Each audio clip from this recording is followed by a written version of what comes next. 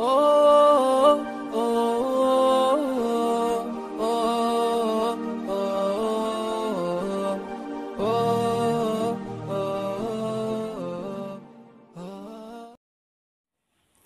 A'udzu billahi samil alim minasyaitonir la'inir rajim. Bismillahirrahmanirrahim. Aqulu lakum ayyuhal ikhwah, assalamualaikum warahmatullahi wabarakatuh. Allahumma sholli ala Muhammad wa ali Muhammad. Masyaallah ikhwah, para pemirsa Hikmah TV yang dirahmati oleh Allah Subhanahu wa taala. Berjumpa kembali kita pada Hikmah Ramadan. Kita memasuki hari ke-14 di bulan Ramadan. Masyaallah ikhwah rahimakumullah, bahwasanya dakwah Rasulullah Shallallahu alaihi wasallam akan terlaksana jika didukung oleh beberapa komponen yang akan mendukung perjalanan dakwah Rasulullah Shallallahu alaihi wasallam. Dakwah Rasulullah didukung oleh sebuah yang dinamakan harta atau finansial. Dakwah Rasulullah Shallallahu alaihi wasallam didukung oleh orang yang berpengaruh, yang bisa mengkantar orang-orang yang akan mencelakai Rasulullah Shallallahu alaihi wasallam. Dan dakwah Rasulullah Shallallahu alaihi wasallam didukung oleh ilmu pengetahuan yang mumpuni. Dan dakwah Rasulullah Shallallahu alaihi wasallam, di samping semua dakwah yang dilakukan oleh para nabi itu ditolong oleh Allah Subhanahu wa taala, tapi sekali lagi Allah memiliki hukum kausalitas untuk tercapainya sebab-sebab pertolongan tersebut. Jadi dakwah Rasulullah Shallallahu alaihi wasallam itu bisa berjalan dengan baik jika ada memiliki dukungan. Hal ini sangat jelas ketika Nabi Isa alaihissalam berkata terhadap pengikutnya, Hawariyum, qala Isa bin Maryam lil hawariyina man ansori ilallah. Berkatalah Isa bin Maryam kepada pengikutnya Hawariyun, siapa yang akan menolong aku untuk menolong agama Allah Subhanahu wa taala? Qalal hawariyuna nahnu ansarullah. Kemudian Hawariyun berkata, pengikut Isa alaihissalam berkata, kami siap untuk menolong agama Allah. Hal ini membuktikan bahwa perjuangan para nabi, dakwah para nabi itu harus memiliki dukungan. Nonsen dakwah para nabi itu jika tidak ada dukungan yang setia dari orang-orang di sekitarnya, maka dakwah tersebut tidak akan jalan. Itu yang direkam oleh Al-Quranul Karim. Masyaallah ikhwah rahmakumullah, hari ini kita spesifikkan berbicara tentang istri pertama Rasulullah SAW, istri utama Rasulullah, Sayyidah Khadijatul Kubra alaihassalam. Beliau adalah wanita pertama yang mendukung Rasulullah SAW dalam dakwah beliau. Beliau, Sayyidah Khadijatul Kubra, bersama Rasulullah SAW selama 25 tahun. Dan wafat beliau tanggal 10 Ramadan tahun 10 kenabian, 3 tahun sebelum hijrah, beliau wafat di pangkuan Rasulullah SAW. Rasulullah mengatakan, laulama la Khadijatul Kubra la iqamatad din. Kalaulah bukan dikarenakan harta Sayyidah Khadijatul Kubra, maka agama ini tidak akan tegak. Sayyidah Khadijah adalah satu-satunya istri yang memiliki sebuah keteladanan yang dinanti oleh surga. Sayyidah Khadijatul Kubra adalah istri utama, dan ketika beliau menikah dengan Sayyidah Khadijatul Kubra, Rasulullah tidak pernah menikah dengan orang lain. Rasulullah tidak pernah berpoligami. Ketika Sayyidah Khadijatul Kubra masih hidup, Rasulullah SAW menikah pasca wafatnya Sayyidah Khadijatul Kubra, itu pun 3 tahun setelah wafatnya Khadijatul Kubra, baru Rasulullah menikah dengan orang lain. Ada riwayat mengatakan istri Rasulullah 9 orang, ada yang mengatakan 14 orang istri. Tetapi terlepas dari jumlah-jumlah hitungan tersebut, kita tidak membahas itu. Kita spesifik akan membahas tentang Sayyidah Khadijatul Kubra alaihissalam.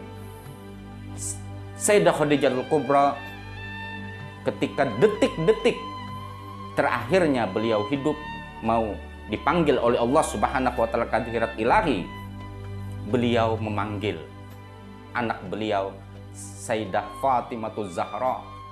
Beliau mengatakan kepada Rasulullah, Ya Rasulullah, wahai suamiku yang paling aku cintai, sukakah engkau meninggalkan aku? Karena aku malu untuk menyampaikannya langsung terhadapmu, aku akan menyampaikan sesuatu terhadap anakku, anak kita Sayyidah Fatimah Zahra alaihissalam, sesuatu hal yang nanti akan disampaikan terhadapmu. Silahkan wahai istriku. Kemudian Rasulullah SAW meninggalkan mereka berdua dengan setia menunggu di luar, dan Sayyidah Fatimah dan ibunya Siti Khadijah Al-Kubra alaihissalam berbincang. Sayyidah Khadijah mengatakan kepada Sayyidah Fatimah, wahai anakku, aku malu menyampaikan terhadap ayahmu. Sesungguhnya ajalku sangat dekat, sedangkan hartaku habis, aku tidak bisa membeli kain kapan. Sedangkan aku itu takut sekali akan siksa kubur.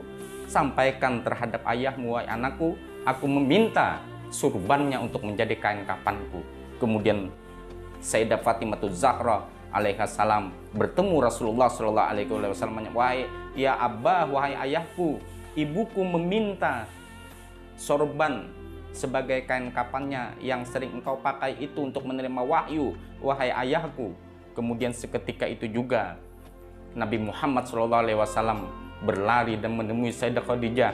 Ya Sayyidah Khadijah, sesungguhnya Allah Subhanahu wa Ta'ala, Jibril tadi datang terhadapku menyampaikan salam dari Allah Subhanahu wa Ta'ala untukmu dan memberikan kain kapan sebagai kain kapan untukmu, wahai Sayyidah Khadijatul Kubra.